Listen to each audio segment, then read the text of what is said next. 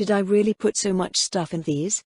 Though a misnomer, infinite haversacks could still carry a lot. All manner of items covered Ludmilla's bed and her desk, the open spaces on her shelves, and the floor. There were rows of potion bottles sitting on the windowsill, and boxes filled for later sorting were stacked up along the walls. She hadn't even used half of the magical container's capacity. With her extended stay in the Empire coming soon, Ludmilla figured that she should clean out her bags and ensure that everything necessary was prepared. Though she had both combat and casual equipment, she still packed away several sets of clothes and a pair of shoes just in case she was dragged into some formal occasion that required them. There were towels, blankets, 2 large pillows and a bedroll, plus a tent large enough to allow 2 people to work inside of. Food was plentiful as well. Snacks, at least. She had several types of biscuits and crackers, preserved meats and fruits, as well as nuts that she kept foraging on patrols and putting away like some sort of squirrel. Her ranger habits seemed impossible to get rid of.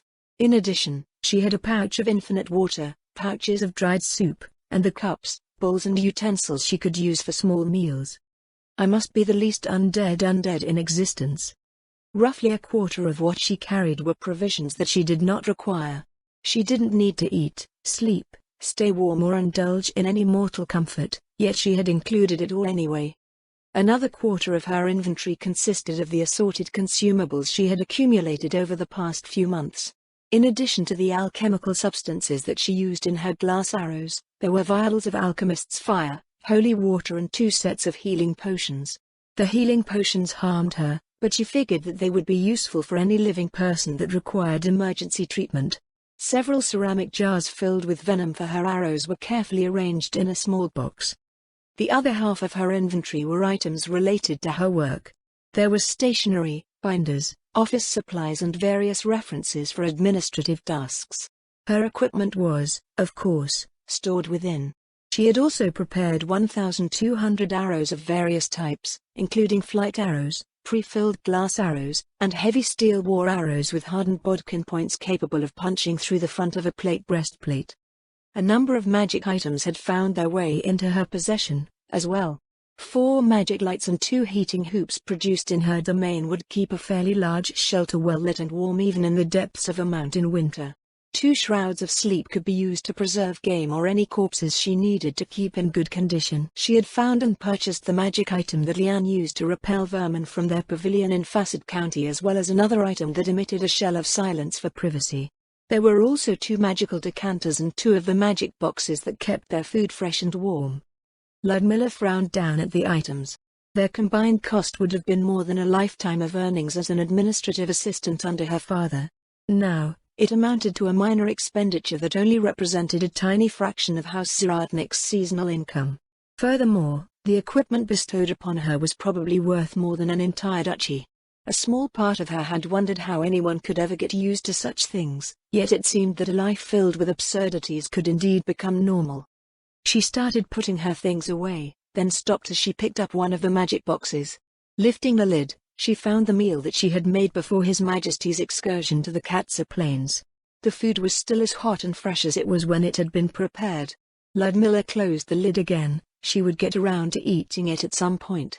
Either that or she would find out whether the magic truly made things last forever.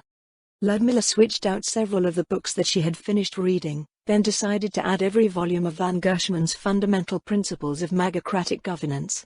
Since the author was from the Empire, Ludmilla thought she might be able to gain a better frame of reference for the work. She restocked on paper and added a few more binders for good measure. Hopefully, they would be enough to contain all of her notes on the Imperial Army. Once everything she thought that she needed was stowed away again, she was left with a surprisingly large pile of lint and debris, some botched paperwork, and several dozen damaged arrows. She shredded the paperwork and broke up the wooden arrow shafts to add to her tinderbox. The arrowheads damaged beyond repair would be delivered to Kovalev's new foundry as scrap. Besides that, she picked up the tuft of Kronos wool sheared off nearly 2 months previous.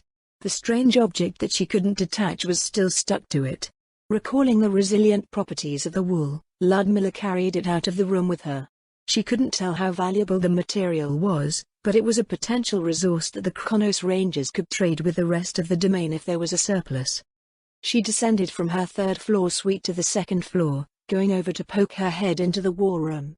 The elder Lich officers were gathered around the table with Wiluvian, as was usual for the daytime hours. On one of the couches, both Wiluvian and Liluvian's babies lay sound asleep. Liluvian had given birth to a girl the day after Wiluvian's delivery, and caring for their children ended up being a part of their usual shifts. This appeared to work for the time being, but Ludmilla wondered what they would do when they had highly mobile and curious toddlers to deal with. "How are things going?" Ludmilla asked. "Reconnaissance is proceeding as scheduled, my lady," Wiluvian replied. "Things are as quiet in the upper reaches as you said they would be. About those accounts from the south, should we adjust our patrols for this increased level of aggression?" One of the Royal Army's patrol routes stuck to the old road, going from Warden's Vale, through the construction camp and nearly to the top of the pass to the Theocracy. The second route followed the river trail between the construction camp and the ancient pass. The expansion of her borders covered the territory all the way to the range that lined the south of the upper reaches, but the dense forests and rugged terrain were a poor environment for Death Series patrols. Bone Vultures conducting aerial patrols were still the best scouts that they had on hand, as she had kept the Kronos Rangers from settling the southern range to avoid potential issues with the neighboring nation. A 30 to 50 kilometer wide belt of wilderness acted as a buffer on the Theocracy's side of the mountains, which they had reportedly cleared of demi-humans in recent months. With this in mind, she thought it would be quiet enough to keep the border empty of the Sorceress Kingdom's forces until spring. Once the upper reaches were fully under her control, the central administration would disclose the change to the Sorceress Kingdom's borders. The demi-human tribes would be inactive. Human armies did not conduct wilderness campaigns in the winter, and, as far as she knew, the Theocracy was maintaining their neutral stance in all matters related to the Sorcerer's Kingdom. "Have any strange movements been detected along the border?" Ludmilla asked. "No, my lady," Wiluvian answered. "Your assessment of the territory's strategic outlook covers everything we can think of. It's just that the staff has worries over all of the unknown factors on the Theocracy's end. The best we can do for now is observe things from high altitudes on our side of the border," Ludmilla said. "Sending the army to take a look around would be a breach of both the Grand Marshal's standing orders and the Sorceress Kingdom's national policy. Once the outpost in the Central Valley is completed and the old road refurbished, merchants or pilgrims should be able to give us a better feel for attitudes and dispositions across the border." That was her hope, at least. The best way to keep border tensions minimal was to have people regularly going back and forth to show that there was nothing worrisome going on. "What is the border like in Corlin County?" Wiluvian asked. "Lady Corlin still employs human security forces along the Theocracy border. Things are steadily improving, but our situation is not the same as Corlin County's. Demi-human subjects and undead security forces occupy the upper reaches, so we have deeply entrenched perceptions to combat, unlike Lady Corlin's lands. And they will naturally blame our side for any incidents that occur." Wiluvian twisted her lip. "It makes me wonder what started the war in the south." "I do not think Riestais has ever had any lines of communication to Evansa," Ludmilla said. "So all we know is that justifications were strong enough to spark an open conflict. It may be that we will never discover the whole truth about it. History was filled with conflicts that only had the account of the victor as any sort of window on its cause. The Theocracy's war with the Elf Kingdom in the Great Forest of Evansa was a complete mystery to those that she had asked. From the perspective of the locals, it was merely a conflict in a faraway land that had no bearing on their daily lives. She had not, however, approached the few elves in the Sorceress Kingdom with her questions, worried over what it might lead to. Race, religion and ethnicity was stronger than national identity. In asking, she would likely be seen as a human follower of the six great gods rather than a noble of the Sorcerer's Kingdom. With the topic being what it was, she thought that the risk of offense was high. "What should we do if something happens, my lady?" "Nothing has changed on that front," Ludmilla replied. "Our borders are open to trade and travel. Any criminal acts are to be met with an appropriate response. Not that they had any traffic from the Theocracy. Bo and Sid were the last two visitors, to her knowledge." Ludmilla left the war room, fiddling with the chronoswell in her hand. As she passed Nonna's office, she stopped and held it up towards the elder Lich. "Nonna, can you detect any mana from this?" "No." "Are you aware of anyone attempting to work with chronoswell?" "No."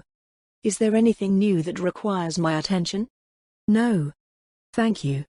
A glance at the shadows outside reminded her that Ruin's wake was due to arrive within the hour. She looked around the square as she made her way to a wagon waiting for deliveries to the harbor. Decorations and furnishings from the harvest celebrations still lay around the area, but her subjects had returned to their usual lives. Most worked in the warmth of their shops and homes, while a few moved back and forth carrying various goods from place to place. She walked by the Lynham residence, which was next door to hers, and smiled over at Alway Lynham, who was tending to Lord Mayor's potted tree. "Good afternoon, Mrs. Lynham." As usual, Ludmilla received no response. Despite the passing of months and the tender care of her family, Alway Lynham remained mostly unchanged from when they had rescued her from Fassett County. The Lynham sisters wanted their mother to name their newborn children, but even the notion that she had become a grandmother did not draw a reaction. The tree that Lord Mayor used to teleport to and from Warden's Vale was the only thing that received her attention. Ludmilla knew little about mental illness in humans, never mind what could afflict elves. A part of her patiently reminded her that half a year was not such a long time in the lifespan of an elf, but the desire to make something happen grew every time she saw her in that state. According to Themis, certain afflictions could be cured with magic, though some were more difficult to cure than others. Conditions that came with age could not be removed. Mrs. Lynham did not look very old, however.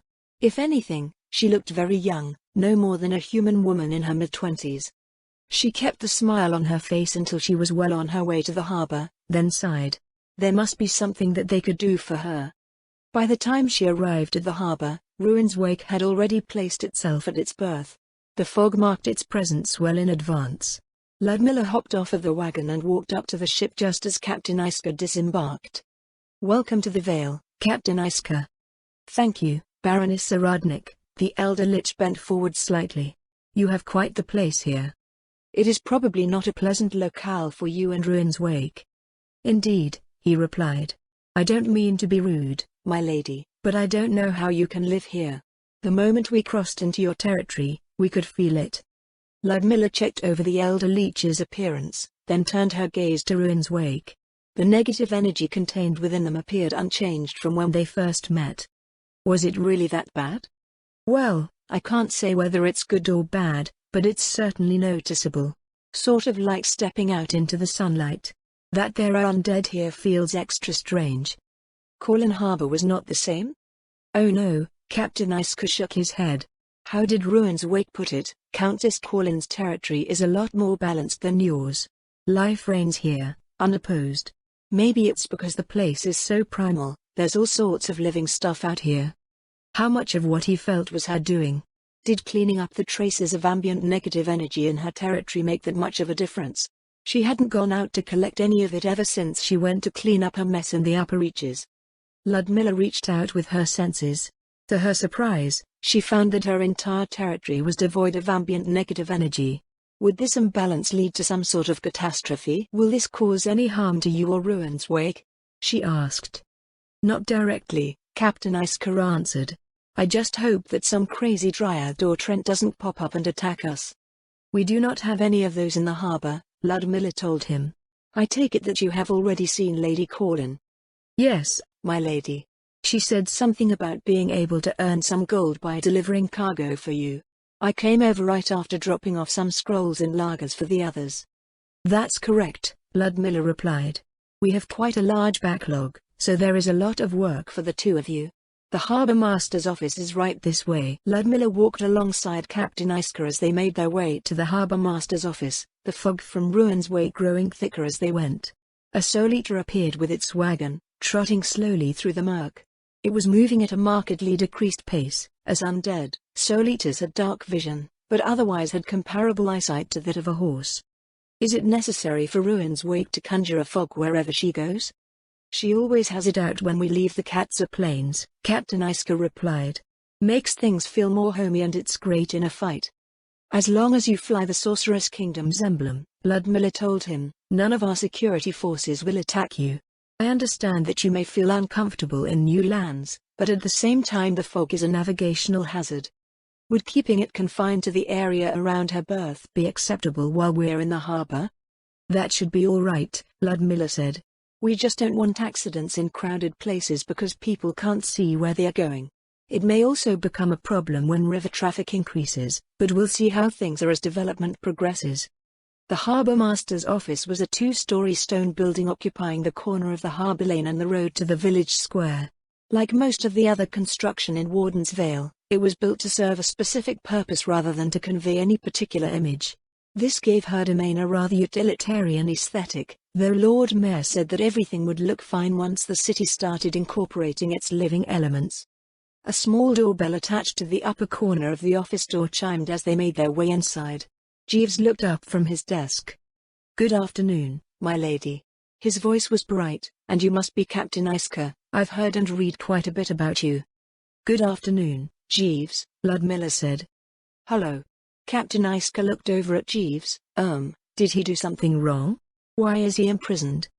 Ludmilla frowned at the elder leech's question. Maybe things were too utilitarian, after all. Jeeves' workspace was protected by wrought iron bars out of concerns for his safety, giving it the appearance of a prison cell, albeit a spacious and well-furnished one. "It is for his protection," Ludmilla explained. "Jeeves occupies an important position, and he is not as sturdy as the other undead working in my territory." Jeeves set down his pen and stepped out from behind his desk. He went over to open the door to his office and stepped out in front of Captain Iska. One of his Death Knight escorts moved to accompany him. The difference in height might have appeared comical to some, but, to Ludmilla, it felt like she was looking at a goblin standing beside an ogre. Captain Iska leaned forward and examined the diminutive skeleton merchant. "What manner of undead are you?" the elder lich asked. "I am a butler, good captain," Jeeves answered. "Huh?" "He is the harbour master," Ludmilla said. Functionally speaking, Jeeves was born with all of the skills and abilities necessary to operate as a unique sort of merchant. "I see," Captain Iska said. "I've never met a butler before, I'll keep that in mind." Was it all right to leave it at that? Historically, butlers were household retainers responsible for managing a manor's supplies of liquor and other beverages. Over time, their role evolved into that of a senior position that acted in the capacity of a student manager of the household staff. A harbour master was the officer responsible for managing the security and operations of a harbour district, so it was somewhat similar, except Jeeves didn't manage security at all. "It would be a mistake to confuse him for a human butler," Ludmilla said. "What is relevant to you and Ruin's Wake is that he is responsible for cargo operations and warehouse inventories. Whenever you would like to charter out any free space in your hold, Jeeves would be the person to see until this city becomes fully operational." "Fair enough, my lady," Captain Iska said. "So, how does this work?" Jeeves returned to his desk, producing a sheet of paper and sliding it over the polished granite counter to their side of the bars. "First of all," he said, "I would like to confirm that these dimensions provided by the Ministry of Transportation are accurate." The elder lich took the sheet into his claws. The crimson points of his eyes went back and forth as he read through the content. "It should be. What happens if it isn't?" "Then the cargo we assign to you won't fit, good captain," Jeeves said. "We try to utilize every bit of available space, so it is important that everything written here is in order." "Do you really have that much to move?" "Oh yes," Ludmilla smirked. "We have enough to keep you busy for a long time." Captain Iska placed the sheet onto the counter, sliding it back across to Jeeves. "All I can say is that it matches the measurements taken by the Ministry of Transportation," the elder lich said. "Whether it's accurate or not would require us going out to measure everything again to confirm." Jeeves nodded, filing the document away into a folder and producing another. "Then this is what we have set aside for your first trip," he said. "If everything is all right with you, we can start loading. It should take several hours." "Several hours?" "I had the same reaction when we started shipping things regularly," Ludmilla said. "It takes a surprisingly long time to load cargo, but you don't realize it until the point where it starts taking up large portions of your schedule. There will be thousands of crates, barrels, sacks, lengths of timber and various parcels being squeezed into every bit of available space in your hold. We're lucky that it only takes 2 Death Knights at most to move something." "In that case," Captain Iska said, "we had better begin loading right away."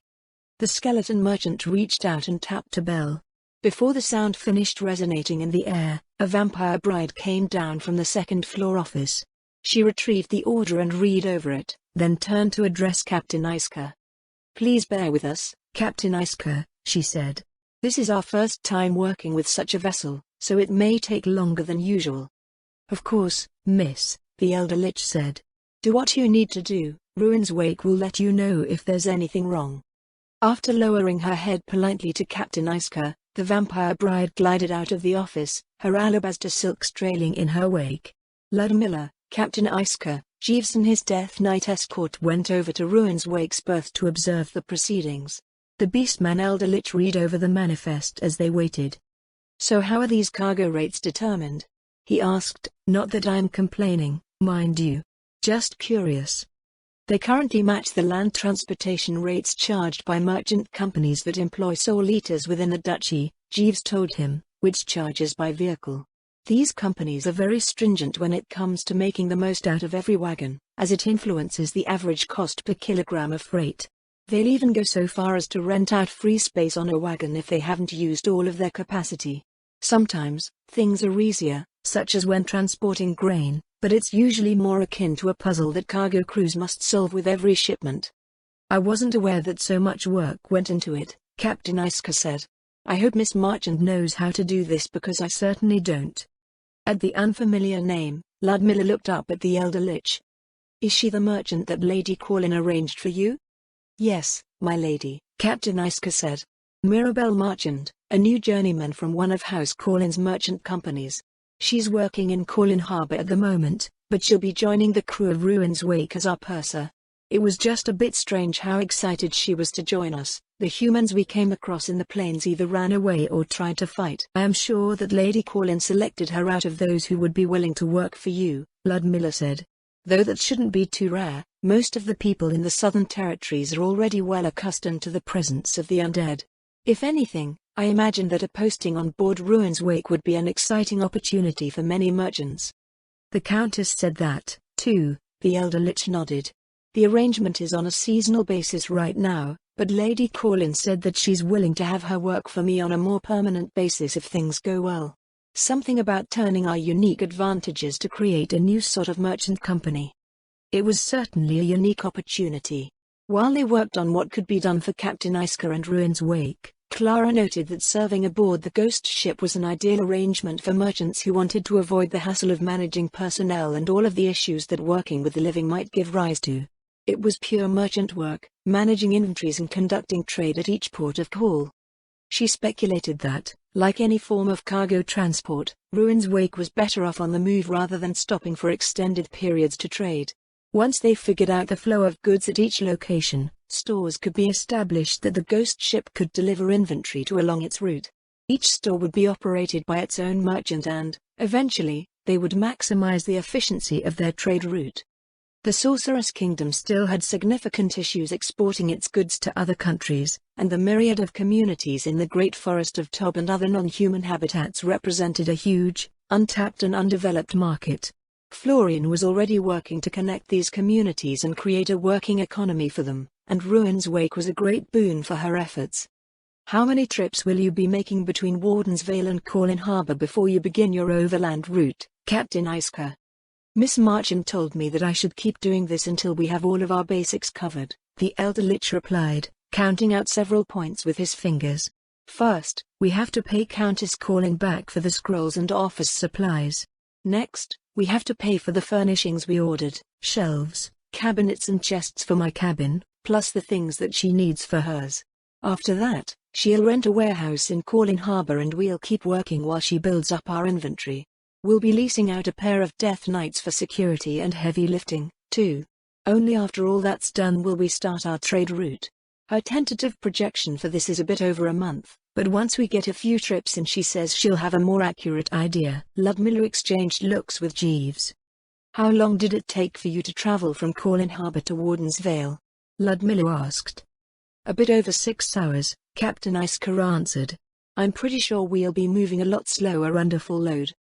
"Assuming that they can manage 4 round trips per week," Jeeves mused, "we should be able to empty a warehouse every month, but we're going to be left with nothing but bulky cargo after a while.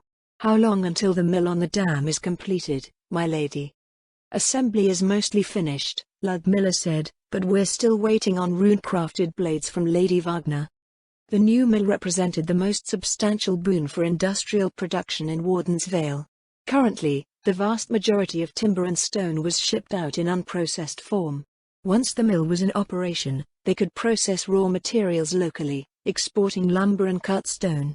Not only did this increase the value of their shipments, but it was easier to move timber planks and stone blocks than it was to move whole tree trunks and unshaped boulders.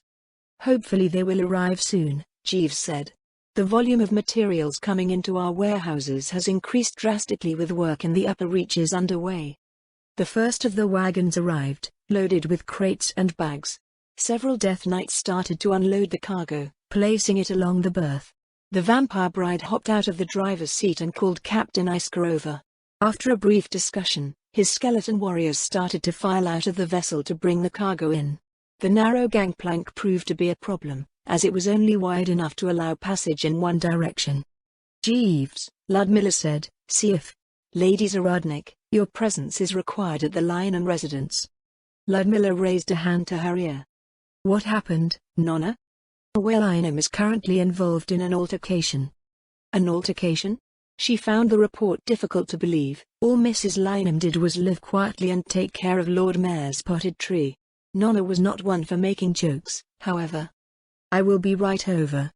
"Jeeves," Ludmilla said, "find some suitable boards for Captain Isker's crew to use.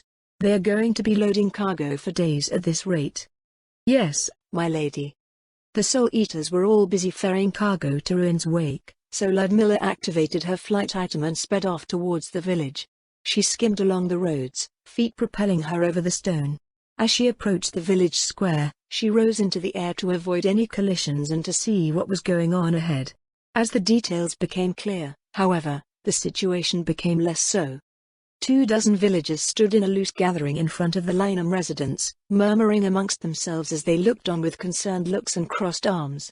Several men were pulled away by their wives, while curious boys were ushered away by their mothers. "Give it back to me." "No, give it back to me." Though the demands were similar, the voices were not.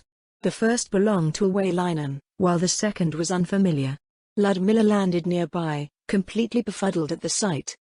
A Death Knight stood between two figures, holding Lord Mayor's potted tree high above its head in both hands. Two figures hopped up and down on either side of it, incessantly repeating their demands. Away Lynham was on its left, a tearfully desperate look on her face. On its right was a being Ludmilla had never seen before. Despite this, it could only be one thing. "Give it back. Give it back. Don't listen to her, it's mine.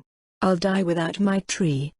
I suppose I should keep Captain Isker away from the town for now." It was a dryad. "It's cold." Glazagel Gronvid winced as a bitter wind rasped over her skin. "It's cold. Where's the sun?" Her slender body curled up tightly, and she shivered over the cold stone. "Stone? What?" Opening her eyes, Glaza squinted in the grey light. Bare stone against her cheek, her body was cold. She pushed herself upright, looking about in confusion. It wasn't a rock that she had been lying on, it was the ground that was stone. How? Did she awaken on a mountain somewhere? That couldn't be right. The tender young leaves on her body trembled as she absently felt around herself. Her tree should be nearby, rooted in the soil. Even if they were on a mountain, there should be the little bit that it had sprouted on. Her hands found a large, round object. A boulder? She looked over, then froze. What the hell? A female voice cried out in shock at her shout. Glaza looked over. It was a wood elf. That's a good sign? If there's a wood elf, then there are probably trees nearby. Glaza didn't know how she knew this. She just knew. Somewhat assured, Glaza rose to her feet. Then she realized that she shouldn't be assured. There was something wrong with her tree. Not that it was her tree. The tree was her, she was a dryad, the spiritual manifestation of a tree. She scratched the soft, woody skin of her forearm, trying to figure out what was going on. The good thing was that her tree was healthy, meaning to say that she was healthy. Its roots were anchored well into the soil, it hadn't been uprooted in a storm and tossed onto a mountain face. The problem was where the soil was. It filled the boulder she had felt from before, which was hollowed out. Did a seed just happen to fall there and sprout? That was a problem. If she grew too tall, she would tip over and that would be terrible. She needed to move. Someplace with plenty of soil and lots of sunshine, ideally. Somewhere without too much wind or things that might munch on her. Maybe it was a lucky thing that the seed of her tree had fallen onto this boulder. She could pick herself up and find the perfect spot to put down her roots. A sense of adventure rose within her. This lasted all of a few seconds as Glaza took in her surroundings. It was stone. Stone as far as the eye could see. That wasn't all, there were humans everywhere, moving about and in and out of their stone dens. The sense of adventure was replaced by a sense of dread. It was such a desolate-looking place. There wasn't a single hardy plant or even a blade of grass. It was cold and barren and lonely. Just how was it that she was born here? Dryads were spirits of life and nature, this much she knew. They were found in the old and wild places of the world, suffused in the primal forces that gave birth to them.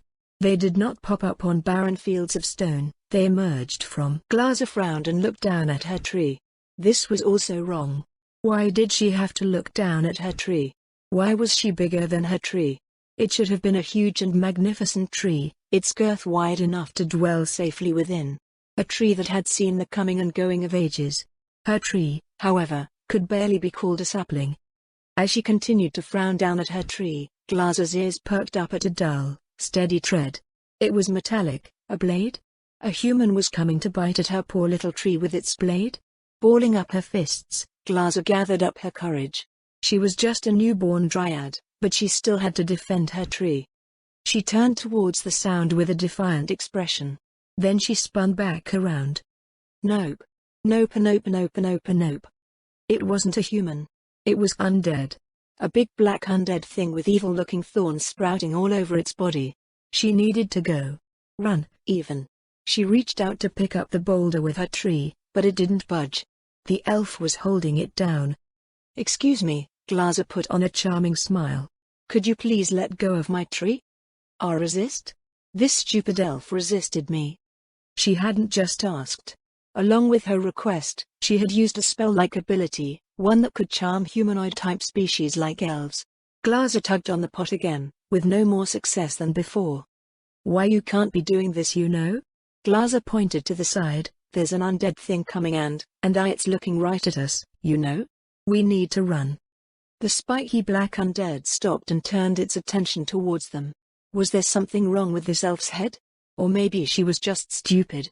So stupid that she didn't know that undead were bad, which every living thing should know. Glaza's leaves quaked as she struggled to free her tree. Why was this elf so strong? Or maybe the boulder was heavier than it looked. The thorny undead took a step towards them. Please let go, Glaza begged. Please. I was just born, I don't want to die right after I was born. The elf just glared back at her with a determined look in her steely grey eyes. Madness. Let go. Glaza screamed, let go. Let go. Let go. A head poked out from a nearby den. To Glaza's dismay, it was another undead being, a female. Her glowing crimson gaze fell over her for several moments before she disappeared back into the den. A few seconds later, an elf came out. In her wake followed a half-dozen undead. Glaza renewed her panicked efforts. The soft, woody skin of her fingers broke and flaked off and her precious sap stained the boulder, but the stupid elf wouldn't let go. Mother, what's going on? The mother elf didn't answer. As the other elf closed in on them with the undead, Glaza gave up on wresting her tree away. She raised a hand towards the mother elf. Twine pl. So cold. It hurts. Give it back. Glaza's eyes fluttered open. She was on the cold stony ground once more. Give it back. The side of her head hurt. Her fingers went gingerly up to feel her temple, coming away with sticky strands. Something had hit her, knocked her to the ground. Give it back. She looked up at the sound of the voice and her eyes grew wide in fright. The thorny undead had her tree. Beside it, the mother elf was stretching her arms up towards the boulder. Give it back. Glaza struggled to her feet, staggering over to her tree. Give it back. The mother elf said. Give it back, Glaza cried. They turned to glare at one another, then looked back up again. Give it back to me. No, give it back to me. Glaza reached up towards the boulder, but the thorny undead was too tall. Even jumping didn't work. The undead were beings that hated all life. Maybe it was tormenting her, It would hold up her tree exposed in the cold until she withered and died, cackling gleefully at her slow suffering. Give it back. Give it back. Don't listen to her, it's mine. I'll die without my tree. Willuvian, a new voice said. What in the world is going on? I'm not sure, my lady, the other elf said. One of the vampire brides heard a racket outside and found my mother and this Dryad fighting over Lord Mayor's tree. She had no idea who my lady was, but the elf sounded deferential. As Glaza turned to look around for the source of the voice, she found that many humans had gathered around them. Many humans and half as many undead. Why weren't they being slaughtered? One of the humans standing near the elf stepped forward. Her foliage was different from everyone else's. Was she important? Maybe she could charm the human and secure an escape somehow. Hello. Hello. Glaza glanced around at the nearby undead. Could she get away with it? My name is Ludmilla Zaradnik, Baroness of Warden's Vale. I'm sorry, I don't know what half of that means. Wait, Warden? Do you know what that means? She straightened and brushed the gravel from her side. My name is Glaza Gronvid. Are you really a warden? That appears to be the case. The human offered her a lopsided smile. It is a pleasure to make your acquaintance, Glaza Gronvid. Likewise. We have attracted quite the crowd. Please come with me to my home, where we may speak at length in private. Glaza looked up at the thorny undead holding her tree. She still wasn't sure why the undead weren't killing everyone in sight. I can't go very far from my tree. The human who claimed to be a warden followed the line of her gaze. We will not be going very far, she said. My home is right over there. She gestured to the undead den. Glaza's cheek twitched. If you are that worried, the human said, we can take it with us. These undead will listen to you. They are under my authority, so yes. I give up. What is this world I've been born into? Glaza nodded meekly, and the human female turned to head into the undead den. The thorny undead followed with Glaza's tree, as did all the ones that had originally come out of the den. To her dismay, the mother elf followed as well. Why is she following? Glaza pointed to the mother elf. Mrs. Lynham has been tending to your tree for nearly half a year. I don't know how long that is. Since about the beginning of summer. A year is 12 months, and a month is the time it takes for the full moon to wane and wax and become full again. A day is the amount of time it takes to go from sunrise to sunrise. I see. The tree was left here by Lord Mayor Bellofiore, a dark elf druid. Mrs. Lynham will not allow any harm to come to it. She wasn't sure what to think of that, but it appeared that she had no choice but to go along. Glaza took one last look at the overcast skies before shuffling into the undead den. It's warm? And it's bright. The interior is magically lit and the temperature is magically regulated. Glaza gaped at the interior of the den. Though the walls and floor were stone, everything else she could see appeared to be shaped from wood. Immediately inside, a number of plants in boulders similar to the one that held her tree were basking in bright light. She went over and leaned forward to inspect them. Will it work? Will what work? I heard that one could grow plants indoors if there was sufficient lighting, the human said. So I decided to experiment with the idea this winter. I have several farmers trying it out as well. She took a closer look at the plants. Nothing seemed to be wrong with them. I don't know anything about this, Glaza said, but they seem to be okay. When it's bright and warm, then things should grow. That's how I feel about it, at least. If it works out, the warden said, my subjects can have fresh greens all year. I suppose all that is left is to see what happens. So this isn't something you usually do here? Glaza asked, putting plants in these boulders. Pots. People plant things in pots all the time, but they are usually ornamental flowers and shrubs. What we are doing here has far more intrinsic value. Glaza wasn't sure what this value was, but if plants could grow in the winter. Wait, she frowned. You said that Mrs. Lynham has been taking care of my tree since summer, and it's pretty cold outside. What season is this? It is the end of autumn. What? Is there something wrong with that? Was there? No, there was. She was just being confused by the warmth and the light. Autumn is when the world prepares to go into hibernation, Glaza said. When life goes to sleep. Dryads are born when life awakens. I was born in the wrong season, in a weird place. Even my tree is too small. Why did she have to explain this to a warden? Maybe she was a warden of a different thing, or maybe she was lying. Was it possible to lie about being a warden? Maybe it was the entire world that had gone mad. If you're a warden, Glaza shifted closer to her tree, then why aren't you doing your job? What do you mean? Glaza stared at the human female. Not only was the mother elf stupid, but this human was also stupid. The undead weren't acting properly, so they had probably become stupid, too. Everything was stupid. She had been born in a stupid place. Don't you see all these? She pointed around her. There are undead everywhere. They're all dangerous-looking ones, too. If there are this many, then the balance is definitely messed up. So messed up that I can't even begin to imagine how messed up it is. How was I even born in this place when there are so many undead here? They are not originally from my territory. And you just let them in? That isn't any better. They help to defend the territory and maintain order. That was the first warden-like thing that she had heard from this human. Still. Defend the territory from what? Intruders, criminals. What are criminals? People who break the laws. The human stopped and frowned. People who inflict or threaten harm upon the order of these lands. Glaza still wasn't sure what sort of order this warden maintained. All wardens were keepers of order, but the order foremost in her mind was the order of nature, the balance between life and death and the elements. So they don't run around killing all the living things? She asked, destroying nature? Some of them patrol the borders, the human said. Others keep the interior safe. We have undead laborers that help cultivate the fields and manage the forests. A few of them work around the villages and the harbor. The undead here are valuable servitors of His Majesty the Sorcerer King. They are not the same as naturally manifested undead. All right, so you destroy any normal undead that show up, right? You don't let any in? There aren't any here? The human fell silent. Glaza frowned at the delay. The Sorceress Kingdom will destroy any mindless undead to protect its subjects, but what is there to but about? There are 2 individuals present who have just arrived. They will be here to trade and deliver cargo periodically.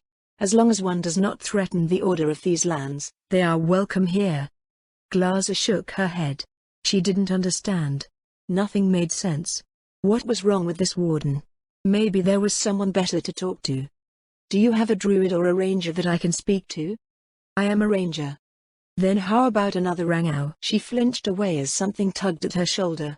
Turning tearfully, she found one of the undead with a golden red leaf pinched between its skeletal fingers. What was that for? Glaza cried. I just sprouted, you know? You can't just rip off my leaves like that. Nonna, that was not nice. Our information indicates that an act of this severity will not result in permanent harm, the undead being spoke in a dry, raspy tone. Domestic disturbances are rare, associated data is valuable. The undead started doing something with a flat object in its hands. Glaza eyed the leaf worriedly. Her leaves matched the leaves on her tree, but she had more of them. A dryad with more leaves than her tree. How silly was that? Hopefully, the undead wouldn't take a leaf from her tree as well. Have you received a response from Lord Mayor? The human asked. Lord Mayor is. A leg came out of her tree. Glaza screamed.